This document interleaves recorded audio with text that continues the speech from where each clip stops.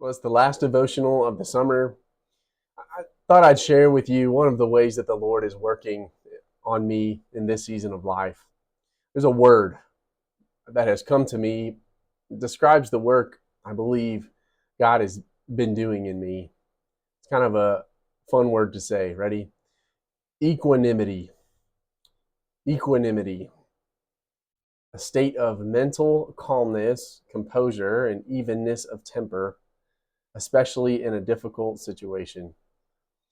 The ability to remain balanced and composed even when faced with stress, challenges, or strong emotions.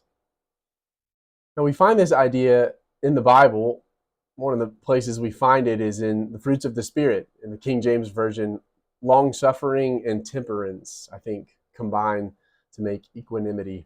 Long suffering and temperance are identified as fruits of the Spirit.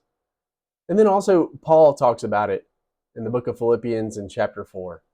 Verses 10 to 13, he says this: I rejoice greatly in the Lord that at last you renewed your concern for me. Indeed, you were concerned, but you had no opportunity to show it. I'm not saying this because I am in need, for I have learned to be content, whatever the circumstances. I know what it is to be in need, and I know what it is to have plenty. I have learned the secret of being content in any and every situation, whether well-fed or hungry, whether living in plenty or in want. I can do all this through him who gives me strength. Paul has learned the secret of being content in all circumstances, and God provides it for him. But he doesn't tell us what the secret is. I think I know what it is. At least I think I'm coming to understand what it is. And some of you who have lived and walked with the Lord longer than me, you might be able to correct this or confirm it in me. I think it comes from trusting God steadfastly and letting that steadfast trust go far and wide. Far in that we keep trusting God even when it hurts. When it feels like we've reached the limit, when we think we can't do it any longer, we push through those times and we keep trusting God. Wide in that we let our trust in God begin to permeate every area of our lives: family life, work, play, health, finances.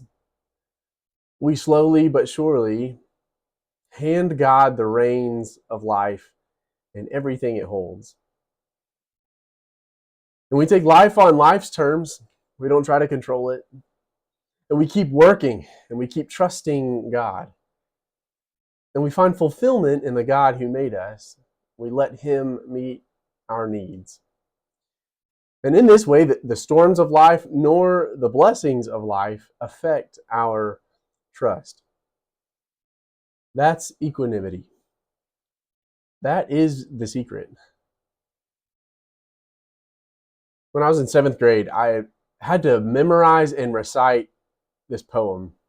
It was a long poem. It's called If by Rudyard Kipling. Throughout my life, it has come to me at times when I've needed it most. I want to share it with you.